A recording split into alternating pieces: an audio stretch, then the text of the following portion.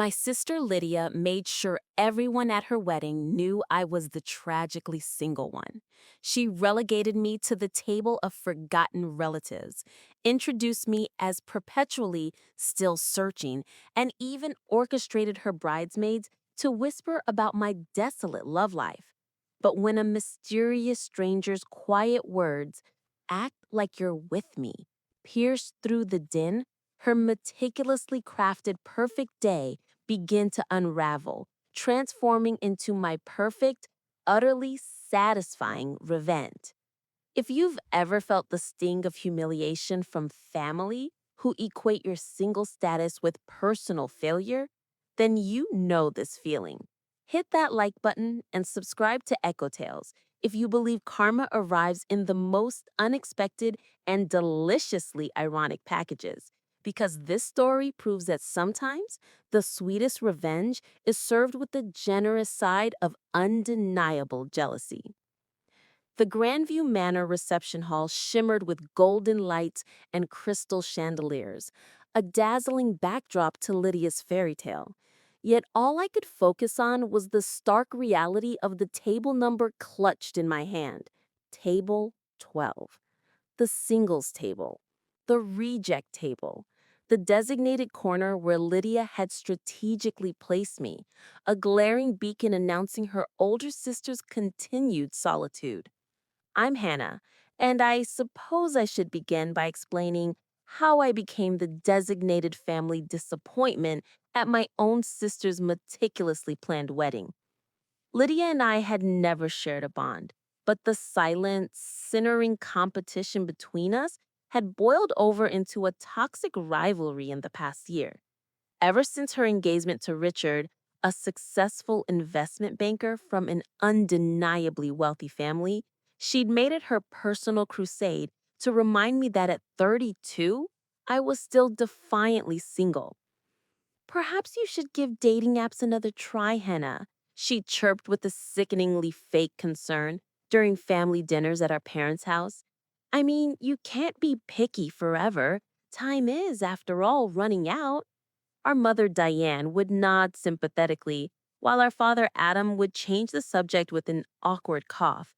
But Lydia never let it go. She seemed to derive genuine pleasure from my romantic misfortunes, as if my unmarried status somehow validated the grand tapestry of her own happiness. The morning of her wedding, she called me, claiming to offer sisterly advice. "Henna, honey, I know today might be particularly difficult for you, seeing everyone so happy and in love. Just try not to look too utterly miserable in the photos, okay? And please, for the love of God, don't spend the entire night talking to the bartender like you did at Cousin Joanne's." That acidic comment should have been my first undeniable warning of the public execution awaiting me. When I arrived at the reception hall dressed in a beautiful navy gown I'd spent weeks agonizing over, Lydia's maid of honor, Marion, intercepted me. She carried a clipboard and wore that particular strained smile people adopt just before delivering unpleasant news.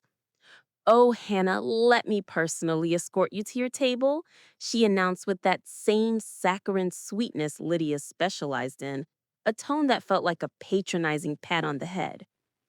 Table 12 was precisely where I expected it to be. Tucked away in the back corner, perilously close to the kitchen doors where catering staff bustled in and out with steaming trays of food.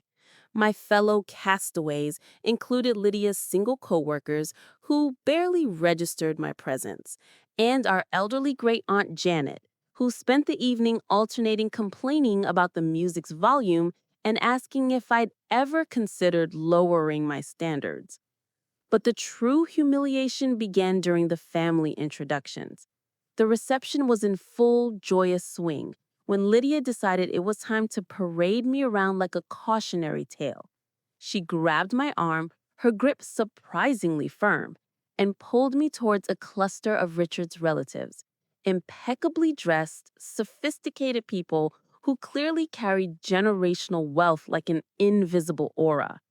"And this," Lydia announced, her arm possessively draped around Richard's shoulder as if staking her claim, is my sister Hannah.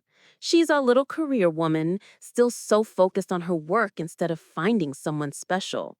The group offered polite, pitying smiles while a mortifying heat crept up my neck, staining my cheeks. Mrs. Wellington, Richard's aunt, surveyed me from head to toe with undisguised commiseration. "Oh dear, don't you fret, darling," she cooed, patting my arm with a perfectly manicured hand. "There's truly someone for everyone. Have you tried church groups? My nephew William, he met his lovely wife at a prayer circle." Lydia emitted a sharp, mirthless laugh. Not a kind laugh, but the cruel, triumphant sound of someone savoring another person's discomfort. "Hannah's extremely independent, aren't you, sis?" The way she articulated the word independent made it sound like a debilitating illness.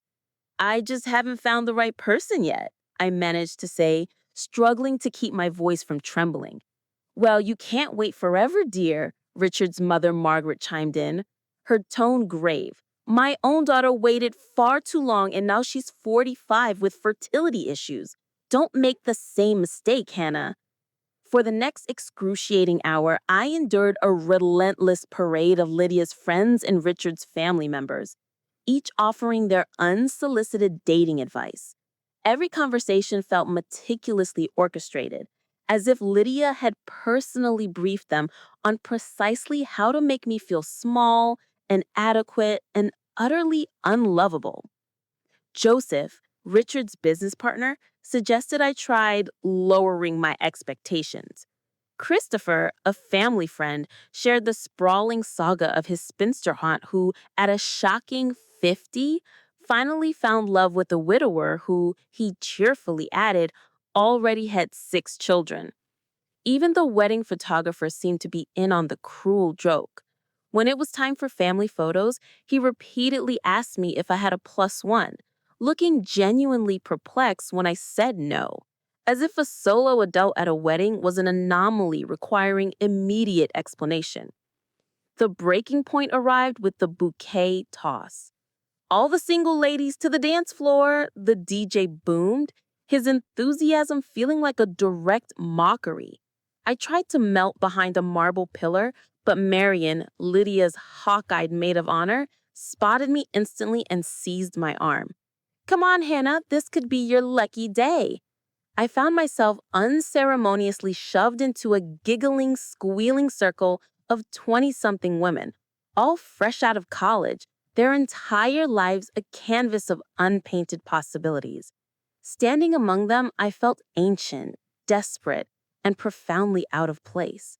Lydia, her gaze locking directly on mine, smirked, and then, with a deliberate flick of her wrist, threw the bouquet in the exact opposite direction. A 24-year-old named Chloe shrieked with delight as she caught it, while the crowd erupted in cheers. Lydia embraced Chloe and then announced, loud enough for every soul to hear, "Looks like Hannah will just have to wait a little longer." The brittle laughter that followed felt like glass shards scraping against my skin. I saw people looking at me with that sickening mixture of pity and relief from witnessing someone else's public humiliation. I retreated to my desolate table, fighting back a torrent of tears. Tears of rage, humiliation, and profound exhaustion. This was supposed to be a joyous celebration of love, but Lydia had twisted it into a public execution of my self-esteem. That's when I seriously contemplated making a quiet escape, just disappearing before anyone noticed I was gone, before I gave Lydia the ultimate satisfaction of seeing me cry. I was fumbling for my purse, my vision blurred, when a deep, resonant voice spoke quietly from behind me. "Act like you're with me." I spun around startled to see a man in an impeccably tailored charcoal suit. He was tall, probably 6'2", with dark, neatly styled hair and the kind of effortless, confident presence that commanded attention across a crowded room. His eyes were kind, yet held a determined glint, and there was something undeniably magnetic in his poised demeanor. "Excuse me?" I whispered back, my voice barely audible above the music. "Your sister just spent 10 minutes regaling my business associate with tales of how worried she is about you being alone," he said, sliding into the chair beside me with a fluid, easy grace. I was right.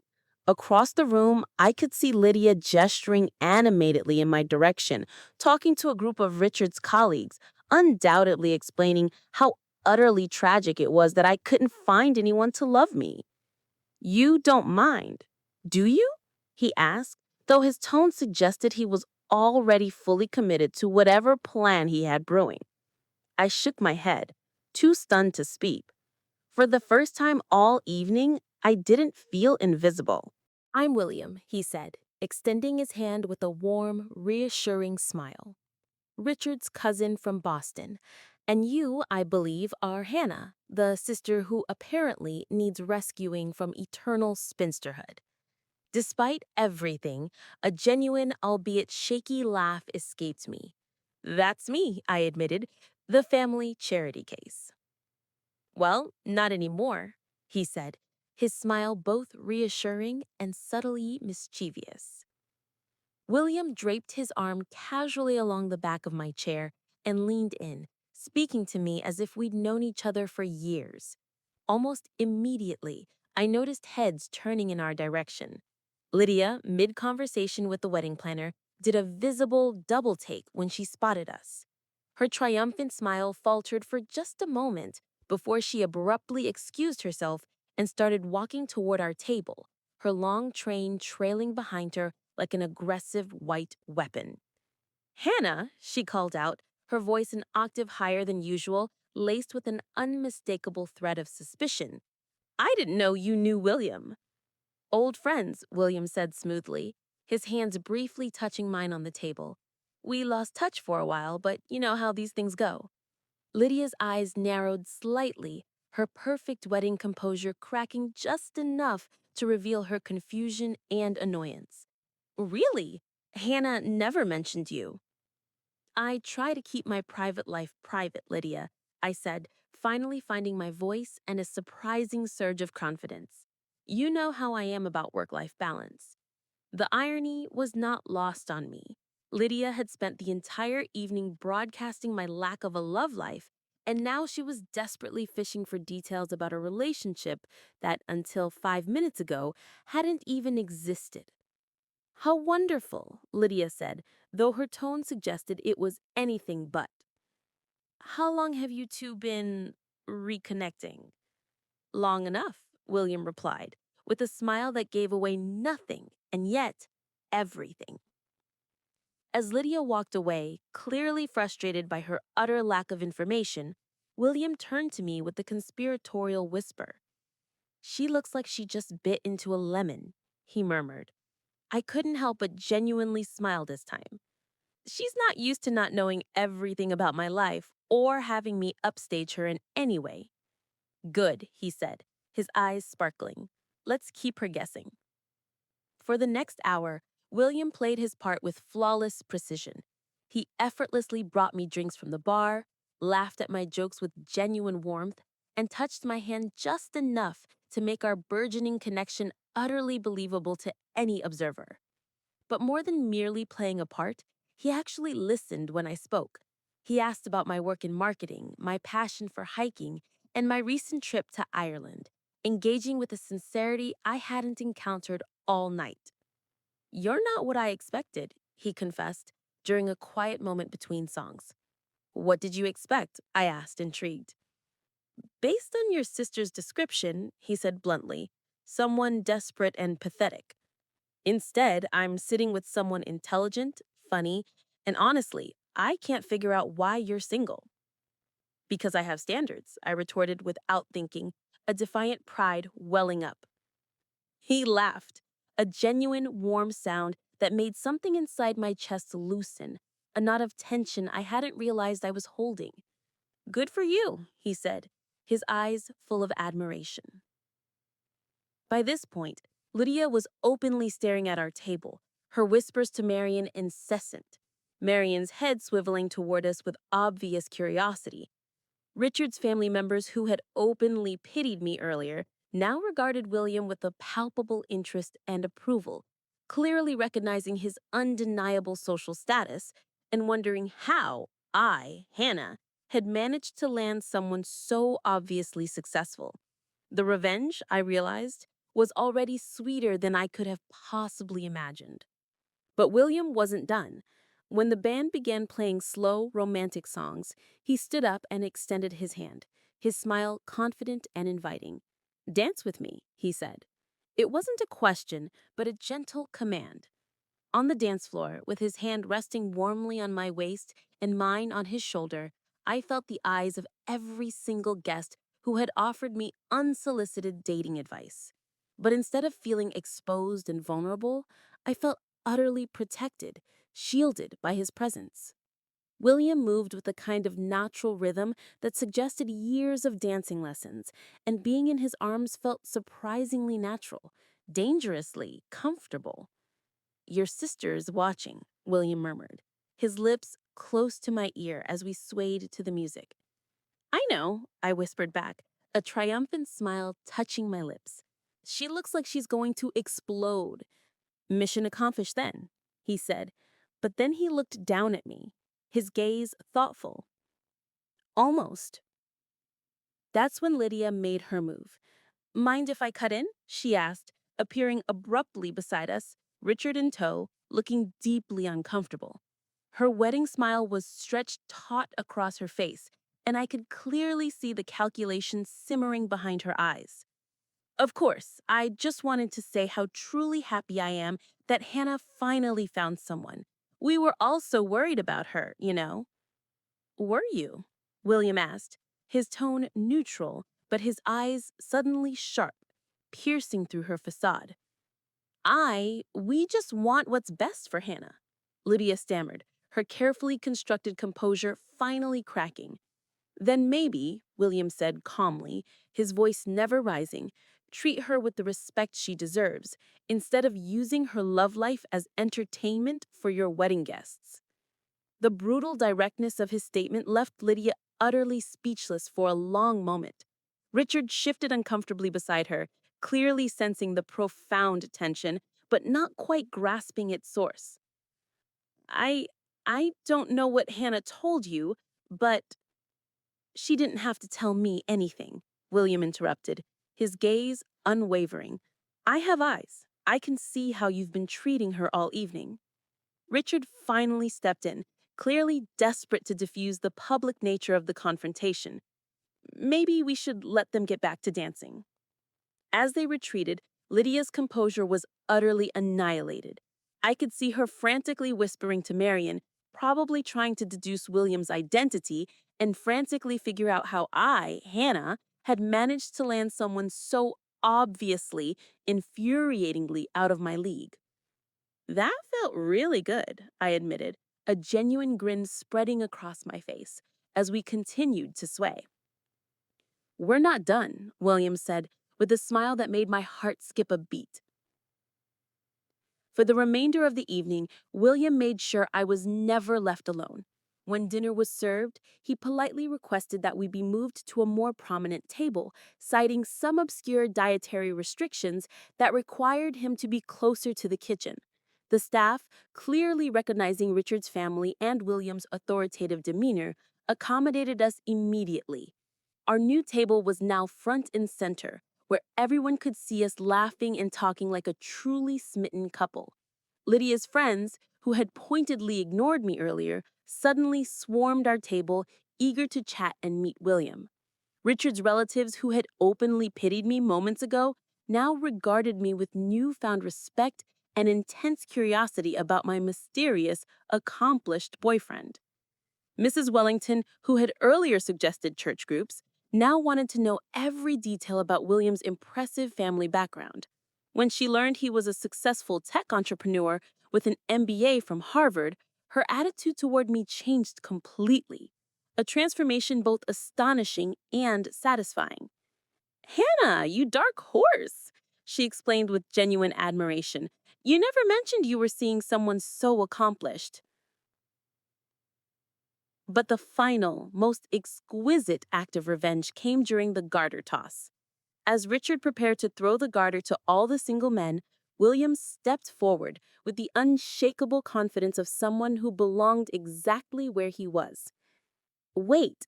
Lydia cried out, a note of desperation in her voice. "William, you're not single." William looked at me, then back at Lydia, a mysterious, knowing smile playing on his lips. "Actually, I am. Hannah and I are simply taking things slow, getting reacquainted." The garter landed directly in his hands. Whether by pure luck or Richard's aim, I'll never truly know, but the symbolism was absolutely lost on anyone, especially Lydia. According to tradition, William was then supposed to place the garter on the leg of whoever caught the bouquet. But young cousin Chloe had, thankfully, left early.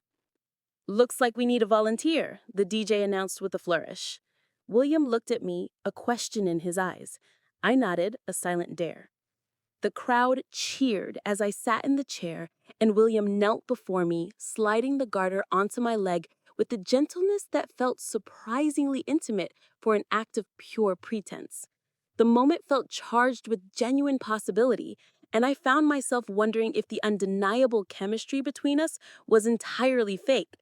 Lydia's face, I noted, was a mask of barely controlled fury as she watched her previously single, pathetic sister become the undisputed center of positive attention at her very own wedding. As the evening wound down and guests began to trickle out, William walked me to my car. The parking lot was quiet, finally away from the watchful, judgmental eyes of wedding guests and my family. "Thank you," I said, finally alone with him, my voice thick with emotion. "I know tonight was just an act, but you saved me from the most humiliating experience of my life." "What makes you think it was just an act?" he asked, his expression unexpectedly serious, his gaze unwavering. My heart stopped mid-beat. Because, because you don't even know me." "I know enough," he said, stepping closer, his presence warm and encompassing. "I know you're kind, even when people don't deserve it. I know you're strong enough to endure a night of humiliation without fighting back. I know you're beautiful, inside and out. And I know your sister is an absolute idiot for not seeing how lucky she is to have you as family." I felt tears threatening, but this time they were not born of humiliation, but of a profound, unexpected warmth. "Hannah," William continued, his voice softer now, "I know this started as a rescue mission, but somewhere between the first dance and now, it stopped being pretend for me." He handed me a business card with his personal number written on the back in elegant, confident handwriting. "If you want to see me again, not for revenge, not to prove a point, just because you want to, call me." I took the card with shaking hands. "What if I want to call you tonight?" He smiled, that same confident, magnetic smile that had first caught my attention. "Then I'll answer." 3 months later, William and I were officially dating. 6 months after that, we moved in together.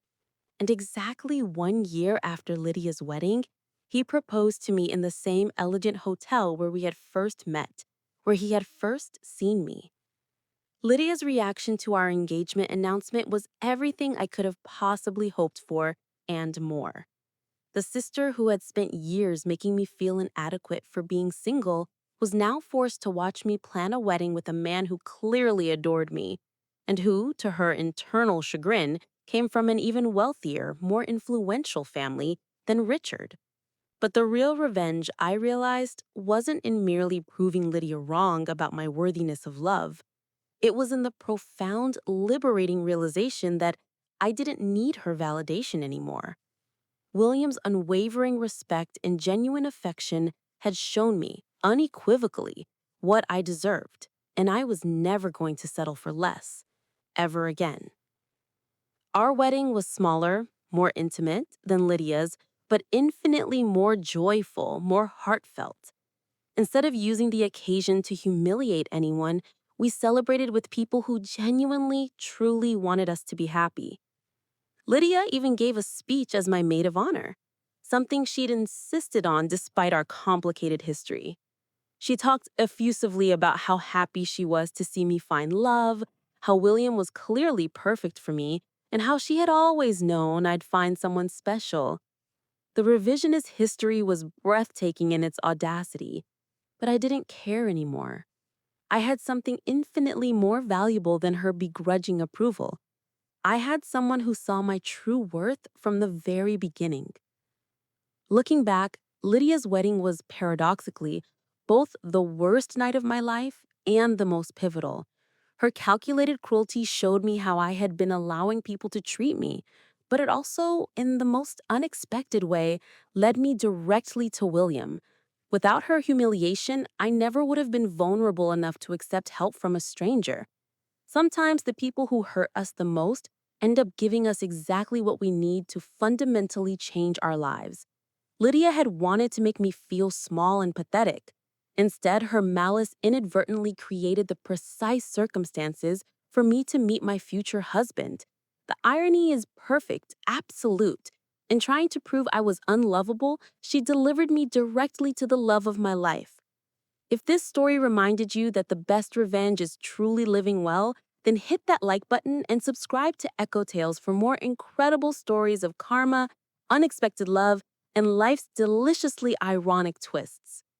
Have you ever had someone's cruelty backfire spectacularly in your own life? Share your story in the comments below. Sometimes the universe has a wickedly good sense of humor about justice, and sometimes that humor leads to happiness ever after.